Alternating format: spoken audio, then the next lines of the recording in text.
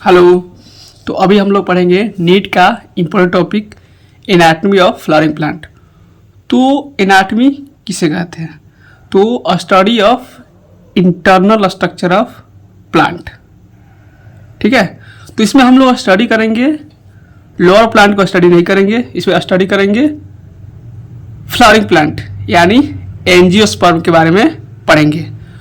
तो जो plant tissue का ऑर्गेनाइजेशन है वो क्या है? टिश्यू ऑर्गेनाइजेशन है। तो प्लांट टिश्यू का ऑर्गेनाइजेशन में अगर देखते हैं प्लांट में, तो मेनली दो तरह के टिश्यू होते हैं, मेरिस्टेमेटिक टिश्यू और परमानेंट टिश्यू। तो जो मेरिस्टेमेटिक टिश्यू है वो क्या होता है? उसमें प्रॉपर्टीज ऑफ डिवीजन होता है, लेकिन परमानेंट टिश्यू में क्या होता है? वो मैच्योर हो जाता है। मैच्योर यानी उसमें प्रॉपर्टीज ऑफ डिवीजन लॉस हो चुका है, वो डिफ्रेंशिएटेड हो चुका है, यानी प्रॉपर्टीज ऑफ डिवीजन लॉस हो चुका है, यानी वो डेड नहीं है, उसमें प्रोटोप्लाज्म है। तो जो मेरिस्टेमेटिक है इसमें क्या है? सेल साइकिल एक्टिव है। सेल साइकिल कैसा है? एक्टिव है। तो इसमें क्या होगा? G1 S G2 और M, उसके बाद फिर ये साइकिल चलती रहेगी। ठीक, तो इसमें क्या होगा? परमानेंट टिश्यू में क्या होगा? क्विसेंट स्टेज में होगा। क्विसेंट स्टेज यानी रेस्टिंग स्टेज में होगा कि सेल को डिवाइड करना है कि नहीं, यानी G0 स्टेज में होगा। तो जो परमानेंट टिश्यू है वो किससे मिलके बना है? क्या कुछ ये नया है? तो नहीं, ये मेरिस्टेमेटिक टिश्यू से ही बना है। जो मेरिस्टेमेटिक टिश्यू है वो आगे चलकर क्या बन जाता है? Permanent tissue. तो जो अगर ग्रोथ का बात किया जाए तो बायोलॉजिकल ग्रोथ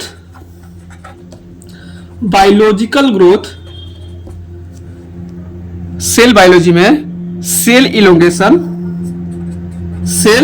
इलोंगेशन अगर बात करते हैं बायोलॉजिकल ग्रोथ के बारे में, तो उसमें क्या होता है? तो बायोलॉजिकल ग्रोथ में क्या होता है?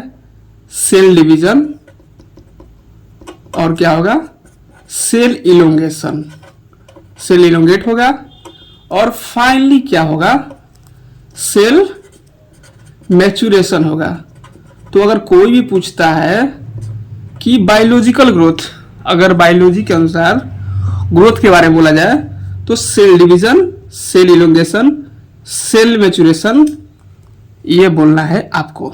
ठीक है, तो अब हम लोग समझते हैं मेरिस्टेमेटिक टिश्यू के टाइप।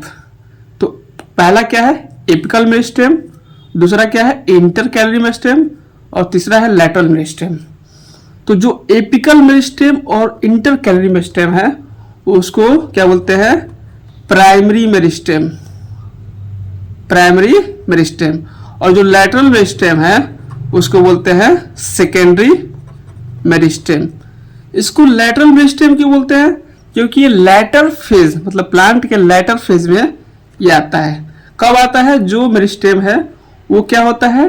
डिवाइड हो जाता है, और लैटरल मेरिस्टेम डिफरेंशिएटेड हो जाएगा। ठीक है, ये बताएंगे डिफरेंशिएशन, रीडिफरेंशिएशन अगले वीडियो में बात करेंगे। तो जो लैटरल मेरिस्टेम किसमें दिखता है? जिसमें सेकेंडरी ग्रोथ हो। क्या हो? सेकेंडरी ग्रोथ हो, उसमें ये दिखेगा। जो एपिकल मेरिस्टेम कहां पे दिखता है? एपेक्स पे। ठीक है, और जो इंटरकैलरी मेरिस्टेम है वो कहां दिखता है?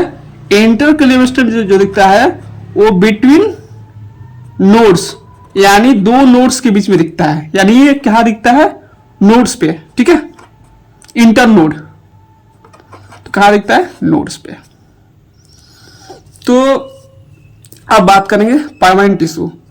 तो पहले बात आप याद रख लीजिए कि परमानेंट टिश्यू कोई नया टिश्यू नहीं है, वो मेरिस्टेमेटिक टिश्यू ही मैच्योर होकर, डिफरेंशिएटेड होकर बना है परमानेंट टिश्यू। ठीक है, तो परमानेंट टिश्यू को अगर हम लोग टाइप्स देखेंगे तो कितने टाइप्स के होते हैं? बोलिए, आपको तो पता होगा। तो एक होता है सिंपल और दूसरा होता है कॉम्प्लेक्स। तो सिंपल में क्या आता है, कोलेनकाइमा, ठीक है, क्या होता है पहला, पैरेन्काइमा, दूसरा आता है कोलेनकाइमा, और तीसरा आता है स्क्लेरेनकाइमा। और सिंपल में तो ये हो गया।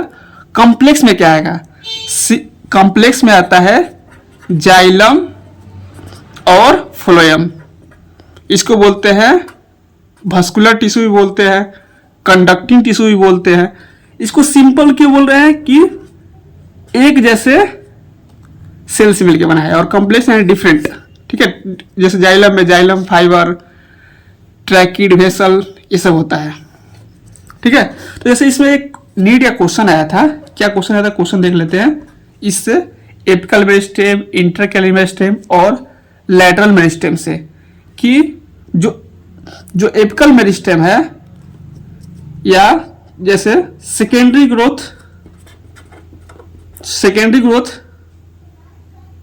या इसको बोल सकते हैं सेकेंडरी मेरिस्टेम कौन है इसमें से, एपिकल मेरिस्टेम, सेकेंडरी मेरिस्टेम कौन है, एपिकल मेरिस्टेम है, इंटरकैलियर मेरिस्टेम है, या लैटरल मेरिस्टेम है।